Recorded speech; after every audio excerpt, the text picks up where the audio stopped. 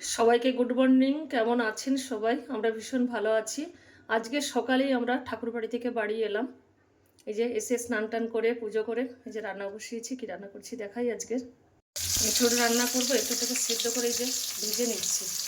আর লাল শাক রান্না করব, আলু বেগুন একটু বিনস দিয়েছি সিম দিয়ে।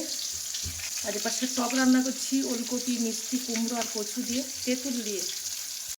সকালে এই যে রানীর খেলা চলছে দুটো বল নিয়ে।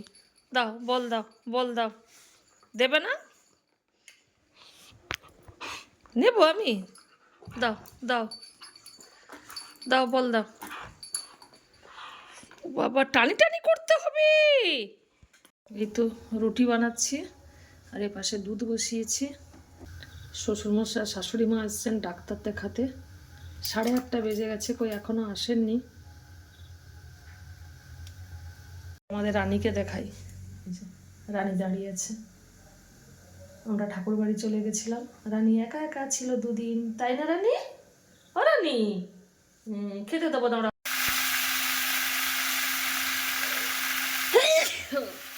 প্রচন্ড ঠান্ডা লেগে গেছে।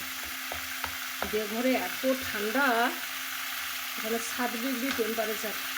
রানী ভাত খাচ্ছে, রানী সয়াবিন দিয়ে ভাত খাচ্ছে। রানী প্রচুর সয়াবিন পনির এগুলো প্রচুর ভালোবাসে। ও দুপুরে দই দিয়ে ভাত খায়, রাত্রে রুটি খায়, সয়াবিন দিয়ে ভাত খায়, পনির দিয়ে ভাত খায়, দুধ দিয়ে ভাত খায়। রানী, বাবাকে এখানে রুটি দিয়েছি, বাবা এই যে রুটি খাচ্ছেন। শাশুড়ি মায়ের প্রচুর শরীর খারাপ, ডাক্তার দেখিয়ে এই যে এসেছেন সবে, খেতে চাইছে না। ডাক্তার ওই পরীক্ষাগুলো করতে বলেছে নাকি? ও, কে সে প্রত্যুষ বিশ্বাস না সুদীপ মণ্ডল না কে না?